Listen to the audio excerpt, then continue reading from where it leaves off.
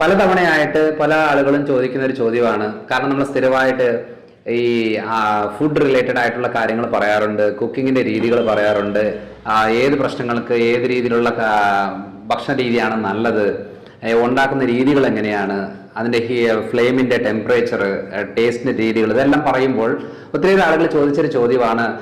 അതായത്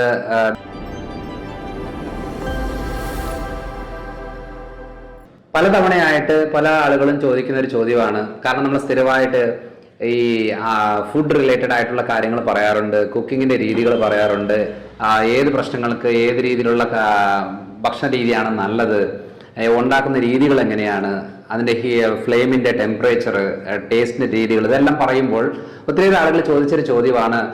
അതായത് ഡോക്ടർ എന്താണ്, ഏത് രീതിയിലുള്ള ലൈഫ് സ്റ്റൈലാണ് ലീഡ് ചെയ്യുന്നത്, എങ്ങനെയാണ് ഭക്ഷണ രീതികൾ എടുത്തുകൊണ്ടിരിക്കുന്നത്, ഇപ്പോൾ ഒരു ദിവസം ഫുള്ളായിട്ടാണെങ്കിൽ ഏതൊക്കെ സമയത്താണ് കഴിക്കുന്നത്, എന്താണ് കഴിക്കുന്നത് എന്നൊക്കെ പറഞ്ഞ് സ്ഥിരമായിട്ട് ചോദിക്കാറുണ്ട്. കൺസൾട്ടേഷൻ വരുമ്പോഴും ആളുകൾ ചോദിക്കാറുള്ള കാര്യമാണ്. ഡോക്ടർ പറയുന്ന ചില ടിപ്സുകൾ ഞങ്ങൾ ഫോളോ ചെയ്യാറുണ്ട്.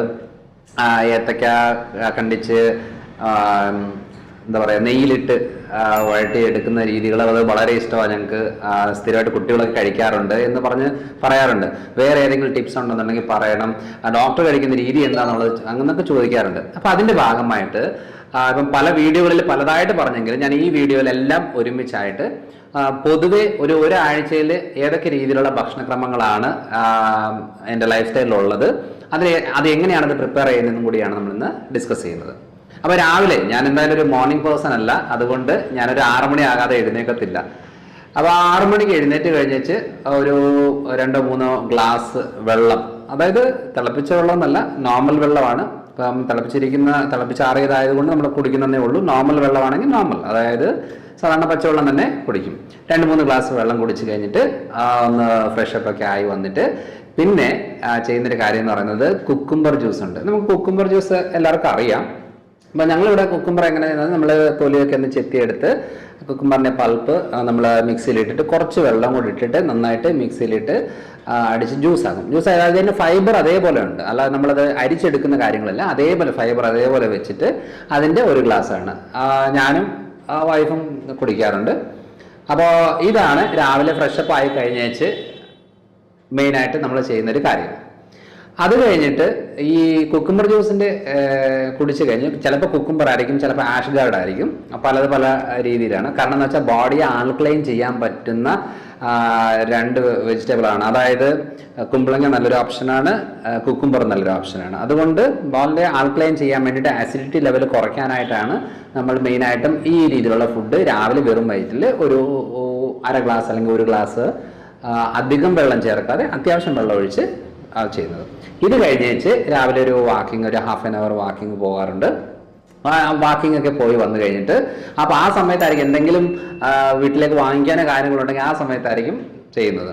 അത് കഴിഞ്ഞ് തിരിച്ച് വന്നു കഴിഞ്ഞിട്ട് ഒരു 20 മിനിറ്റ്സ് ജിമ്മ് വർക്കൗട്ട് ചെയ്യും. വീട്ടിൽ തന്നെയാണ്, അത്യാവശ്യം ഡംബിൾസും കാര്യങ്ങളും പുഷപ്സ് രീതികളെല്ലാം ചെയ്തിട്ട് ഒരു 20 മിനിറ്റ്സ് ഫുള്ളായിട്ട് വർക്കൗട്ട് ചെയ്ത് നന്നായിട്ട് വേർത്ത് പിന്നെ ഒരു 5 മിനിറ്റ്സ് ഗ്യാപ്പിൽ ഒന്ന് റെസ്റ്റ് എടുത്തിട്ട് പിന്നെ അതിനെ കുളിച്ച് റെഡിയായി വന്നിട്ടാണ് ബ്രേക്ക്ഫാസ്റ്റ് പല സമയങ്ങളിലായിട്ട് പല രീതിയിലുള്ള ഫുഡുകളാണ്. അപ്പം സാധാരണ നമ്മൾ മലയാളികൾ കഴിക്കുന്നത് പുട്ട്, ഇടിയപ്പം, മഴ, ദോശ, ഇഡ്ഡലി കാര്യങ്ങളൊക്കെയാണ്. പക്ഷേ എൻ്റെ ബ്രേക്ക്ഫാസ്റ്റിൽ ഒരു ചെറിയ വ്യത്യാസമുണ്ട്. നോർമലായിട്ട് തന്നെയാണ്, നമ്മളെല്ലാവരും കഴിക്കുന്ന പോലെ തന്നെയാണ്. ചിലപ്പോൾ ഒരു ഏത്തപ്പഴം പുഴുങ്ങിയത്, ഒരു മുട്ട പുഴുങ്ങിയത്, ഒരു ഗ്ലാസ് ഗ്രീൻ ടീ അല്ലെന്നുണ്ടെങ്കിൽ കട്ടൻ ചായ, ആ ഒരു രീതിയിലാണ് ചിലപ്പം ബ്രേക്ക്ഫാസ്റ്റ് വരുന്നത്.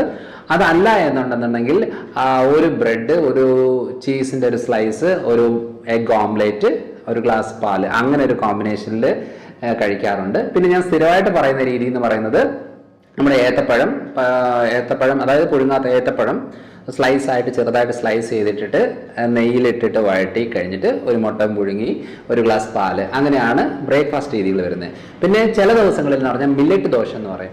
മില്ലറ്റ് ദോശ എന്ന് പറയുന്നത് നമ്മൾ ഈ റാഗി, തെന എന്നൊക്കെ പറയുന്നതാണ് മില്ലറ്റ്സ് പറയുന്നത്, ഉഴുന്ന്, അതൊക്കെ മില്ലറ്റ്സിനകത്ത് വരുന്നൊരു കാര്യമാണ്. അപ്പോൾ അതിന് അങ്ങനത്തെ കുറേ ഒരു 10-12 ടൈപ്സിൻ്റെ മില്ലറ്റ്സുകളെല്ലാം കമ്പൈൻ ചെയ്തിട്ട് ചെറുതായിട്ട് അരി നമ്മളിപ്പം ദോശയൊക്കെ അരയ്ക്കുന്ന പോലെ അരച്ച് റെഡിയാക്കി എടുത്തിട്ട് നമ്മളൊരു ദോശയാക്കി എടുക്കും. അതാണ് മെയിനായിട്ട്. ആ ഒരു ദോശ വലുതാക്കി ആക്കിയിട്ട് അതിനകത്ത് ഒരു മുട്ടയും കൂടെ പൊട്ടിച്ചിട്ട് ഒരു ഗ്ലാസ് പാലോ അല്ലെങ്കിൽ ഗ്രീൻ ടീയോ ആയിട്ടാണ് രാവിലത്തെ ബ്രേക്ക്ഫാസ്റ്റ് വരുന്നത്. പിന്നെ ഒരു മെയിൻ ബ്രേക്ക്ഫാസ്റ്റ് എന്ന് പറയുന്നത് വെയിറ്റ് ലോസിന് നല്ലൊരു കാര്യമാണത്. ഗ്രീൻ ഗ്രാം ദോശ എന്ന് പറയും. ചെറുപയർ രാത്രിയിൽ വൈകുന്നേരം ഒരു 3-4 മണിക്കൂർ വെള്ളത്തിലിട്ടിട്ട് പിന്നെ ഒരു 9-10 മണിയാകുമ്പോഴത്തേനും തുണിയിൽ കെട്ടി വെച്ചിട്ട് പിറ്റേ ദിവസം രാവിലെ ആകുമ്പോൾ മുളച്ച് വരും. ആ മുളച്ച ചെറുപയറിനെ നമ്മൾ മിക്സിയിലിട്ട് അരച്ച് ദോശ പരുവത്തിലാക്കിയിട്ട് വലിയൊരു ദോശ പോലെ ആക്കി അതിനകത്തേക്ക് ഒരു മുട്ടയും കൂടെ പൊട്ടിച്ച് ഒരു ഓംലെറ്റ് പോലെ ആക്കി നല്ല ഗാർലിക് ചട്നിയോ അല്ലെന്നുണ്ടെങ്കിൽ വെജിറ്റബിൾ കറിയോ ഇട്ടിട്ടാണ് രാവിലത്തെ ബ്രേക്ക്ഫാസ്റ്റ്. അതിൻ്റെ കൂടെ ഗ്രീൻ ടീ അല്ലെന്നുണ്ടെങ്കിൽ ഒരു 1/2 ഗ്ലാസ് പാല്. ഇതാണ് ബ്രേക്ക്ഫാസ്റ്റ് എന്ന് പറയുന്നത്. പല രീതിയിലുണ്ട്. പക്ഷെ ഞാൻ അധികവും ഈ കപ്പ, പുട്ട്, ഇടിയപ്പം കാര്യങ്ങളൊന്നും കഴിക്കാറില്ല. പിന്നെ ഇടയ്ക്ക് ഞാൻ ചപ്പാത്തി 1-2 ചപ്പാത്തി വെജിറ്റബിൾ കറിയോ മുട്ടക്കറിയോ അങ്ങനെ എന്തെങ്കിലും ആയിട്ടായിരിക്കും ബ്രേക്ക്ഫാസ്റ്റ് മെയിനായിട്ട് ഫിക്സ് ചെയ്യുന്നത്. അപ്പോൾ രാവിലെ ഒരു 8-8:30 സമയം കൊണ്ട് ഈ ബ്രേക്ക്ഫാസ്റ്റ് കഴിയും. അത് കഴിഞ്ഞിട്ട് നോർമലായിട്ടുള്ള ഒരു ഡ്യൂട്ടിയുടെ ഭാഗമായിട്ട് കൺസൾട്ടേഷന് പേഷ്യൻസ് കാര്യങ്ങളൊക്കെ ആയിട്ട് പോകുന്ന സമയത്ത് ഇത് നമ്മൾ ചെറിയ അളവിലാണ് കഴിക്കുന്നത് കൊണ്ട് നമുക്ക് ഇടയ്ക്ക് വിശക്കുമ്പോൾ എന്താണ് ഒരു 11 മണി സമയത്ത് ഏതെങ്കിലും രീതിയിൽ ഇപ്പോൾ രാവിലെ നമ്മൾ ഇപ്പോൾ ഒരു മുട്ടയാണ് രാവിലെ കഴിക്കുന്നതെങ്കിൽ ഉച്ചയ്ക്ക് അതായത് ഒരു 11 മണി സമയത്ത് ഒരു മുട്ട പുഴുങ്ങിയതോ അല്ലെങ്കിൽ ഒരു ചെറുപഴങ്ങളോ ഏതെങ്കിലുമോ അല്ലെങ്കിൽ ആപ്പിളോ കാര്യങ്ങളോ എന്തെങ്കിലും ഒരു 11-11:30 സമയത്ത് അതും ഒരു 2 ഗ്ലാസ് വെള്ളം കൂടെ ആയിരിക്കും ആ സമയത്ത് കഴിക്കുന്നത്.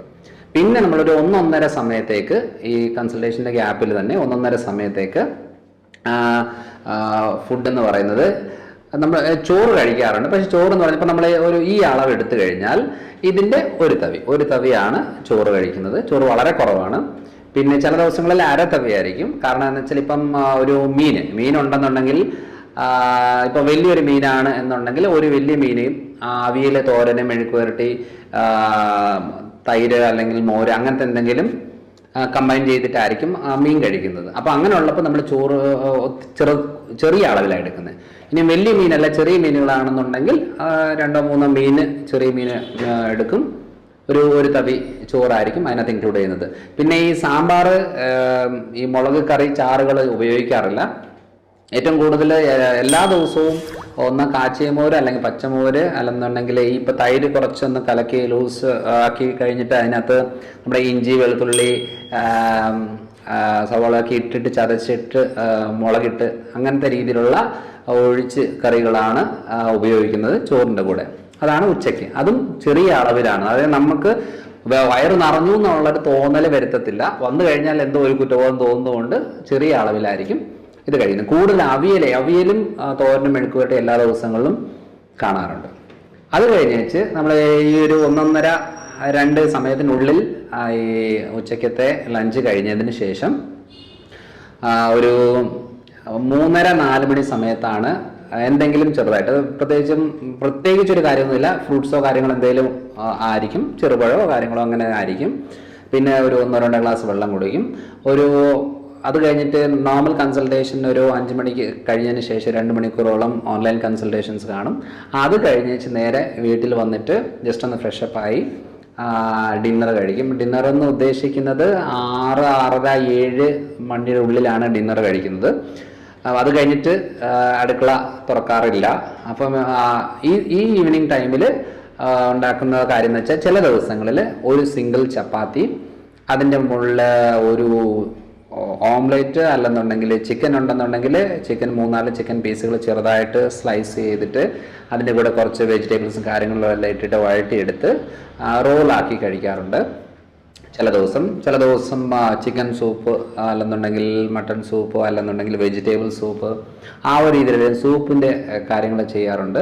രാത്രിയിൽ ചോറോ കാര്യങ്ങളോ ഒന്നും ഉപയോഗിക്കാറേ ഇല്ല. അതായത് കുറേ കൊല്ലങ്ങളായിട്ട് അരിയുടെ സാധനങ്ങൾ, അതായത് നെയ്ച്ചോറോ ബിരിയാണി കാര്യങ്ങളൊന്നും ഉപയോഗിക്കാറില്ല. ഇത് ചിലപ്പോൾ സൺഡേ ദിവസങ്ങളിൽ നമുക്ക് വീട്ടിൽ നിന്ന് പുറത്തു പോകുന്ന സമയങ്ങളിലൊക്കെ ആയിരിക്കും അങ്ങനെ എന്തെങ്കിലും ഉപയോഗിക്കുന്നത്. ഭൂരിഭാഗം സമയങ്ങളിലും ഈ രീതിയിലുള്ള ഫുഡായിരിക്കും. ചിലപ്പോൾ ഗ്രീൻ ഗ്രാം ദോശയോ ചെറുപയർ ദോശ അങ്ങനെ എന്തെങ്കിലും ഒരെണ്ണമായിട്ട് എടുത്തിട്ടായിരിക്കും കഴിക്കുന്നത്. പിന്നെ നമ്മുടെ ഇത് തിങ്കൾ തൊട്ട് ശനി വരെയുള്ള സമയങ്ങളിലുള്ള ഭക്ഷണ രീതിയാണ്. പിന്നെ ഈ വൈകുന്നേരത്തെ ഫുഡ് കഴിച്ചു കഴിഞ്ഞിട്ട് കുറച്ച് നേരം ഒന്ന് റിലാക്സ് ചെയ്യും. അല്ലെന്നുണ്ടെങ്കിൽ എന്തെങ്കിലും ആരുടെയും ഫോണിൽ സംസാരിക്കണമെങ്കിൽ അങ്ങനെ, പിന്നെ കുട്ടികളുടെ കൂടെ ആ ഒരു രീതിയിലുള്ള കാര്യങ്ങൾ കഴിഞ്ഞിട്ട് ഒരു 10-10:30 സമയത്തേക്ക് കിടക്കുന്ന രീതിയിൽ നോക്കാറുണ്ട്. ചില സമയങ്ങളിൽ കുറച്ചുകൂടെ ഓൺലൈൻ കൺസൾട്ടേഷൻ കുറച്ചുകൂടെ ഉണ്ടെങ്കിൽ കുറച്ചുകൂടെ ലേറ്റ് ആകും എന്നുള്ളതേ ഉള്ളൂ. അത് കഴിഞ്ഞിട്ട് ഇത് നോർമലായിട്ടുള്ള വീക്ക് ഡേയ്സിൽ ഉള്ള ഒരു ലൈഫ് സ്റ്റൈലാണ്. അപ്പം വീക്കെൻഡ് എന്ന് പറയുന്നത് ശനിയാഴ്ച ഒരു ആഫ്റ്റർ 6 o'clock, അതേപോലെ ഞായറാഴ്ച സമയങ്ങളിൽ ഈ ഒരു ഷെഡ്യൂളൊന്നും ആയിരിക്കും. ഇതിൽ കുറച്ച് വേറെ രീതിയിലായിരിക്കും. വേറെ രീതി ഉദ്ദേശിക്കുന്നത് ലോകത്തുള്ള എല്ലാ ഭക്ഷണങ്ങളും കഴിക്കാൻ ഇഷ്ടമുള്ള ഒരാളാണ് ഞാൻ. ഇന്നതൊന്നും സെലക്ഷൻ ഇല്ല, എല്ലാ കാര്യങ്ങളും കഴിക്കും. പക്ഷെ ഏത് ഭക്ഷണം കഴിച്ചെന്ന് പറഞ്ഞാലും ചെറിയ അളവിൽ കഴിക്കുന്നതുകൊണ്ട് വലിയ കുഴപ്പങ്ങളില്ല. പക്ഷെ എല്ലാവരുടെയും ഒരു തെറ്റിദ്ധാരണ, ഇത് കേട്ട് കഴിയുമ്പോൾ ഇത്രയും മുട്ടയൊക്കെ കഴിച്ച പ്രശ്നമല്ലേ, കാരണം മുട്ടയൊക്കെ കൊളസ്ട്രോൾ ഉണ്ടാക്കും, ബ്ലോക്കുകൾ ഉണ്ടാക്കും, ആകെ ഒരു പ്രശ്നമുള്ള കാര്യമല്ലേ. അപ്പൊ എന്നാ ചെയ്യണമെന്ന് പറഞ്ഞാൽ എത്ര പേരാന്ന് ചോദിക്കുന്നറിയോ, ഇത്രയും ഇങ്ങനെയൊക്കെ മുട്ട കഴിച്ചാൽ എങ്ങനെയാണ്. കഴിഞ്ഞ പ്രാവശ്യം ഒരു പേഷ്യൻ്റ് എന്ന് വെച്ച് പറയുക, ഡോക്ടർ പറഞ്ഞതിന് ശേഷം ഞാൻ 10 കൊല്ലമായിട്ട് മുട്ട കഴിക്കാറില്ലായിരുന്നു, ഇപ്പം ഞാൻ മുട്ട കഴിക്കുന്നുണ്ട്, എന്ത് സംഭവിക്കുമോ എന്ന് എനിക്ക് അറിയില്ല എന്ന് പറഞ്ഞു. അപ്പം ഞാൻ ചോദിച്ചു, നിങ്ങൾ എന്തിനാ ഈ പേടിച്ച് ഈ മുട്ട കഴിക്കേണ്ട ആവശ്യം, കഴിക്കാതിരുന്നാൽ പോരെ. അപ്പോൾ ഇല്ലെങ്കിൽ നിങ്ങൾക്ക് അത്ര സംശയം ഉണ്ടെങ്കിൽ ഒരു ബ്ലഡ് ടെസ്റ്റ് ചെയ്ത് നോക്കിയാൽ പോരെ. അപ്പോൾ അവർ പറഞ്ഞു, ഞാൻ ബ്ലഡ് ടെസ്റ്റ് ചെയ്ത് നോക്കി, 1 മാസം കഴിഞ്ഞിട്ട് എൻ്റെ 260ഓളം ഉണ്ടായിരുന്ന കൊളസ്ട്രോൾ 190 1 മാസം കൊണ്ട് തന്നെ. അതുകൊണ്ട് എന്താ, ചോറ് കുറച്ചു, ഞാൻ മുട്ട എല്ലാ ദിവസവും ഓരോന്ന് കഴിക്കാൻ തുടങ്ങി. അപ്പോൾ ഞാൻ ഇതാണ് പറഞ്ഞു വന്നത്, ഞാൻ മുട്ടയുടെ ബ്രാൻഡ് അംബാസിഡർ ഒന്നുമല്ല. പക്ഷേ ഈ ഒരു രീതിയിൽ നമ്മൾ തെറ്റിദ്ധാരണ കുറേ മനസ്സിൽ കിടക്കുന്നതുകൊണ്ടാണ് നമുക്ക് പല കാര്യങ്ങളും ആസ്വദിക്കാൻ പറ്റാത്തത്. ബേക്കറി സാധനങ്ങൾ കഴിക്കാറുണ്ട്, സ്വീറ്റ്സ്, കേക്ക്സ് എല്ലാം കഴിക്കാറുണ്ട്, പക്ഷെ എല്ലാം ചെറിയ അളവ്. ഇപ്പോൾ ഒരു വലിയൊരു കേക്ക് കൊണ്ടുവന്നാൽ ചെറിയൊരു കേക്കിൻ്റെ പീസാണ് കഴിക്കാറുള്ളത്. എനിക്ക് ഏറ്റവും ഇഷ്ടമുള്ള കാര്യം എന്ന് പറയുന്നത് നമ്മുടെ ഈ നിലക്കടലയുടെ ചിക്കി, അതിന് പറയില്ലേ, കടലമുട്ട എന്നൊക്കെ പറയാറില്ലേ, അത് എനിക്ക് വളരെ ഇഷ്ടമുള്ളതാണ്. എള്ളുണ്ട വളരെ ഇഷ്ടമുള്ള കാര്യമാണ്. ഡേറ്റ്സ് നല്ലൊരു ഇഷ്ടമുള്ള ഒരു കാര്യമാണ്. ഇത് ഇടയ്ക്കിടയ്ക്ക് കഴിക്കാറുണ്ട്. പല ദിവസങ്ങളിലും ഫുഡ് കഴിച്ച് കഴിഞ്ഞിട്ട് ഞാനൊരു ചെറിയൊരു ഈ ചിക്കി കടലമുട്ടായി കഴിക്കാറുണ്ട്. അത് എനിക്ക് ഇഷ്ടമുള്ളൊരു കാര്യമാണ്. എനിക്ക് നല്ല വീട്ടിലെല്ലാവർക്കും ഇഷ്ടമുള്ളതാണ് ഇത്. എൻ്റെ വൈഫാണ് മെയിനായിട്ടും ഈ കുക്കിങ്ങിൻ്റെ വെറൈറ്റി ട്രൈ ചെയ്യുന്ന ഒരാൾ. ഇപ്പോൾ ഏറ്റവും കൂടുതൽ യൂട്യൂബ് വീഡിയോസുകളിലും കാര്യങ്ങളിലും എല്ലാം ഐഡിയാസ് തരുന്നതും, അതേപോലെ ഇന്ന് നമുക്ക് ഈ വീഡിയോ ചെയ്യാം, ഈ റെസിപ്പി ചെയ്യാം എന്നൊക്കെ പറഞ്ഞ് ഇനിഷ്യേഷൻ എടുത്ത് ചെയ്യുന്നതെല്ലാം വൈഫാണ്. വൈഫ് ഡോക്ടർ മരിയൻ ജോർജ് ആണ്. വൈഫാണ് ക്ലിനിക്കൊക്കെ റൺ ചെയ്യുന്നത്. ഞാൻ വിസിറ്റിംഗ് ആയിട്ട് ഇരിക്കുന്ന ഒരാളാണ്. ഇത് പിന്നെ സൺഡേ സമയങ്ങളിൽ എന്ന് വെച്ചാൽ സാറ്റർഡേ എന്ന് പറയുന്ന നമുക്കൊരു നൈറ്റ് ഒരു 9 o'clock ശേഷമൊക്കെ ആണെന്നുണ്ടെങ്കിൽ കുറച്ച് റിഫ്രഷ്മെൻറ്റും റിലാക്സേഷനും കുറച്ച് ചീട്ടുകളി കാര്യങ്ങളൊക്കെ ആയിട്ട് കൂടാറുണ്ട്. അത് കഴിഞ്ഞിട്ട് നെക്സ്റ്റ് ഡേ നിർബന്ധമായിട്ട് എവിടെയെങ്കിലുമൊക്കെ ആയിട്ടൊരു യാത്ര പോകും. ആഴ്ചയിൽ ഒരു ദിവസം യാത്ര നിർബന്ധമാണ്. പല സ്ഥലങ്ങളിൽ നമ്മളെ ഈ പാലാ ഭാഗങ്ങളിലൊക്കെ എന്ന് പറഞ്ഞാൽ ഈ ചുറ്റുവട്ടത്തും ഒരു മണിക്കൂറിനുള്ളിൽ പോയി വരാൻ പറ്റുന്ന ഒത്തിരിയേറെ സ്ഥലങ്ങളുണ്ട്. ഞങ്ങളുടെ ഫേവറേറ്റ് സ്പോട്ട് എന്ന് പറയുന്നത് വാഗമണ്ണാണ്. അപ്പം ഒത്തിരി ഏറെ സ്ഥലങ്ങൾ ഇങ്ങനെ പോകാറുണ്ട്. പോകുന്ന വഴികളിലെല്ലാം വീഡിയോ എടുക്കാറുണ്ട്, വ്ളോഗ് ചെയ്യാറുണ്ട്. ഓരോ സ്ഥലങ്ങളിലെയും നമുക്ക് ഇഷ്ടമുള്ള കാര്യങ്ങൾ എടുത്തു പറയാറുണ്ട്. ആ ഒരു രീതിയിലാണ്. കാരണം വീഡിയോസ് എടുക്കുന്നത്, ഷൂട്ട് ചെയ്യുന്നത് എന്നൊക്കെ പറയുന്നത് ഇഷ്ടമുള്ളൊരു കാര്യമാണ്. ചിലപ്പോൾ പേഷ്യൻസ് ഒന്ന് ചോദിക്കാറുണ്ട്, ഇതിനൊക്കെ എവിടെ ഈ സമയം, ഈ ഫുൾ ഡേ കൺസൾട്ടേഷൻ്റെ ഇടയ്ക്ക് ഇത്രയും വീഡിയോസ് എങ്ങനെയാണ് ചെയ്യുന്നത്? കാരണം വെറും 4 മാസം കൊണ്ട് തന്നെ 150-ലധികം വീഡിയോസ് ചെയ്തിട്ടുണ്ട്. അപ്പോൾ ഇത്രയും വീഡിയോസ് എങ്ങനെ ചെയ്യാൻ സാധിക്കുമെന്ന് ചോദിക്കുമ്പോൾ, അതായത് നമുക്ക് ഇഷ്ടമുള്ള കാര്യത്തിന് വേണ്ടിയിട്ട് നമ്മൾ സമയം മാറ്റി വെക്കും. എത്ര ബിസി ആണെങ്കിലും നമ്മൾ സമയം മാറ്റി വെക്കും. അത് നമുക്കൊരു ബോറിംഗ് ആയിട്ട് തോന്നത്തില്ല. പിന്നെ ഇത് നമ്മുടെ ഒരു ഹാബിറ്റാണ്. അതായത് നമുക്ക് ഇഷ്ടമുള്ള കാര്യം എന്താണെന്ന് വെച്ചാൽ, നമ്മൾ ലോകമുള്ളത്രയും കാലം നമ്മളെ ആളുകൾ കാണും, ഈ കാര്യങ്ങളെല്ലാം കാണും. നമ്മളെ കൊണ്ട് പറ്റുന്ന രീതിയിൽ എത്രത്തോളം ഒരു എന്താ പറയുക, ഒരു മോട്ടിവേഷനും ഹെൽപ്പും സമൂഹത്തിന് കൊടുക്കാൻ സാധിക്കുന്ന പറഞ്ഞ വലിയൊരു കാര്യമാണ്. ഒത്തിരിയേറെ ആളുകൾ പറയാറുണ്ട്, ഡോക്ടർ പറഞ്ഞ രീതിയിലുള്ള ആ ഡയറ്റ് ചെയ്തതിന് ശേഷം എൻ്റെ വെയിറ്റ് കുറഞ്ഞു. കാരണം ഈ ചോറ് കഴിക്കുന്നതിന് പകരം മാറ്റിപ്പിടിച്ച് കഴിഞ്ഞാൽ നമുക്ക് ഒത്തിരിയേറെ രോഗങ്ങൾ ഇല്ലാതിരിക്കാൻ സാധിക്കും. ഞാൻ എന്തിനാ ഇത്ര കോൺഫിഡൻസോടെ പറയുന്നത് വെച്ചാൽ, ഞാൻ US പ്രാക്ടീസ് ചെയ്യുന്നത് കൊണ്ട് എല്ലാ കൊല്ലവും നമുക്ക് ഒരു ഫുൾ മെഡിക്കൽ ചെക്കപ്പ് ചെയ്തിട്ട് പോകണം. അപ്പോൾ A to Z ചെക്കപ്പ് ചെയ്യുമ്പോൾ ഈ ലൈഫ് സ്റ്റൈലിൽ ഇരിക്കുന്നത് കൊണ്ട് കഴിഞ്ഞ 10-11 കൊല്ലമായിട്ട് ഒരു വെയിറ്റ് ഒരു 2-3 കിലോ അങ്ങോട്ടോ ഇങ്ങോട്ടോ വരുന്നതല്ലാതെ വലിയൊരു വേരിയേഷൻസ് വരുന്നില്ല. വയറ് പ്രത്യേകിച്ച് ഇങ്ങനെ ചാടി വരുന്നില്ല. അപ്പം ബ്ലോക്കുകൾ, അതായത് നമ്മുടെ ഇപ്പം കൊളസ്ട്രോൾ, ട്രൈഗ്ലിസറിഡ്, ഇത്രയും മുട്ട കഴിച്ചെന്ന് പറഞ്ഞാലും എൻ്റെ കൊളസ്ട്രോൾ 160 കൂടുതലൊന്നും പോയിട്ടില്ല. അപ്പം ഈ ഒരു രീതിയിൽ നമ്മൾ പ്രാക്ടീസ് ചെയ്യും. ഒന്ന് ചെയ്ത് നോക്കിയിട്ട് ഓക്കെ കൊള്ളാവല്ലോ എന്ന് പറഞ്ഞ് കുറച്ച് നാൾ അടുപ്പിച്ച് ചെയ്യുമ്പോഴത്തേനും നമുക്ക് അതിൻ്റെ ഐഡിയാസ് മനസ്സിലാവും. പല സമയങ്ങളിലും ഞാനൊന്ന് ട്രൈ ചെയ്തിട്ടുണ്ട്. എനിക്ക് ഉണക്കമീൻ ഭയങ്കര ഇഷ്ടമാണ്, പക്ഷെ ഞാനതിപ്പോൾ കഴിക്കാറില്ല. കാരണം ഉണക്കമീനും പഴങ്കഞ്ഞിയും അതേപോലെ കുറച്ച് തൈരൊക്കെ ഇട്ടിട്ട് കഴിച്ചത് ഭയങ്കര ഇഷ്ടമുള്ള കാര്യം. എനിക്ക് ഈ കോമ്പിനേഷൻ ഭയങ്കര ഇഷ്ടമാണ്. പക്ഷെ അത് കഴിച്ച് കഴിഞ്ഞിട്ട് ഇഷ്ടപ്പെട്ട് കഴിഞ്ഞാൽ ഒരാഴ്ച കഴിച്ച് കഴിയുമ്പോഴത്തേനും 3 കിലോ ഒരാഴ്ച കൊണ്ട് കൂടി. അപ്പോൾ ഇത് അടുപ്പിച്ച് നമ്മൾ കുറേ നാളുകളിൽ എടുക്കുന്ന ആളുകൾക്കാണെങ്കിൽ ബ്ലോക്കുകൾ ഗ്യാരണ്ടിയാണ്, ഫാറ്റ് ലിവർ ഗ്യാരണ്ടിയാണ്, ഫൈബ്രോയിഡ് ഗ്യാരണ്ടി ഉണ്ടാകും. അപ്പോൾ അതുകൊണ്ട് എന്താണെന്ന് പറഞ്ഞാൽ നമ്മൾ ഏതെങ്കിലും ഒരു ഇഷ്ടത്തിലേക്ക് അങ്ങ് അടിമയായി പോയി കഴിഞ്ഞാൽ നമുക്കത് മാറ്റാൻ പറ്റത്തില്ല. നമുക്ക് ചോറ് മാറ്റിയിട്ടുള്ള ജീവിതം നടക്കത്തില്ല. അപ്പോൾ അതൊക്കെ നമ്മൾ മാറ്റിയെടുത്ത് ആദ്യം എൻ്റെ ശരീരത്തിൽ നിന്ന് പയറ്റി നോക്കും. എന്നിട്ട് ഓക്കെ ആണ്, ബ്ലഡ് റിപ്പോർട്ടൊക്കെ നോക്കിയിട്ട് ഓക്കെ ആണെങ്കിൽ ഈ റെസിപ്പി വീഡിയോയിലൂടെയൊക്കെ ചെയ്തുവിടും. ഇങ്ങനെയാണ് എൻ്റെ ഒരു ലൈഫ് സ്റ്റൈൽ എന്ന് പറയുന്നത്. യാത്രകൾ ഒത്തിരി ഇഷ്ടമാണ്. അതുകൊണ്ട് വെറുതെ ഒരിടത്ത് ഇരിക്കാൻ ഇഷ്ടമില്ലാത്തത് കൊണ്ട് എല്ലാ ആഴ്ചകളിലും ഓരോരോ സ്ഥലങ്ങളിൽ പോകും. അതിൻ്റെ എല്ലാം വീഡിയോ ഷൂട്ട് ചെയ്യും. അത് കഴിഞ്ഞിട്ട് ഇപ്പം അത്യാവശ്യം എഡിറ്റിംഗ് ഒക്കെ അറിയാവുന്നതുകൊണ്ട് ഞാൻ തന്നെയാണ് ഇത് എഡിറ്റ് ചെയ്യുന്നതും കാര്യങ്ങളെല്ലാം ചെയ്യുന്നത്. അപ്പോൾ ഇത്രയാണ് മെയിനായിട്ടുള്ള കാര്യങ്ങൾ. ഇതാണ് എൻ്റെ ലൈഫ് സ്റ്റൈൽ എന്ന് പറയുന്നത്. ഇതിനകത്ത് ചില വേരിയേഷൻസ് പല സാഹചര്യങ്ങളിൽ, സമയങ്ങളിൽ, ഫങ്ഷൻസ് വരും, പുതിയ കാര്യങ്ങൾ, മീറ്റിംഗ്സ്, ഇതൊക്കെ വരുമ്പോൾ ചെറിയ മാറ്റങ്ങൾ വരും എന്നുള്ളതാണ്. അപ്പോൾ ഒത്തിരിയേറെ ആളുകൾ ചോദിച്ചതിൻ്റെ ഭാഗമായിട്ടാണ് ഞാൻ ഈ വീഡിയോ ചെയ്യുന്നത്. അപ്പോൾ ഇതൊരു ഹെൽത്തി രീതിയിലാണോ എന്ന് ചോദിച്ചാൽ എനിക്കറിയില്ല. കാരണം ഞാൻ അത്യാവശ്യം ബ്ലഡ് ചെക്കപ്പും കാര്യങ്ങളൊക്കെ ചെയ്ത് നോക്കി കഴിഞ്ഞിട്ട് ഇപ്പോൾ ക്രിയാറ്റിൻ കൂടുന്നുണ്ടോ, അടുപ്പിച്ച് കുറച്ച് ദിവസം ചിക്കൻ എടുക്കുവോ, മീൻ എടുക്കുവോ, അല്ലെങ്കിൽ പയർ പരിപ്പുകൾ എടുക്കുമ്പോൾ ക്രിയാറ്റിൻ കൂടുന്നുണ്ടോ, ഉണ്ടെങ്കിൽ അതിൻ്റെ അളവൊന്ന് കുറയ്ക്കുക. അങ്ങനെയൊക്കെ വേരിയേഷൻ നോക്കിയിട്ടാണ് നമ്മൾ ഒരു റെസിപ്പി പറയുന്നത്. അത് എത്ര നാളത്തേക്ക് വേണമെന്നും കൂടെ പറയുന്നത്. അപ്പോൾ അടുത്ത തവണ അടുത്തൊരു വീഡിയോ ആയിട്ട് വരാം.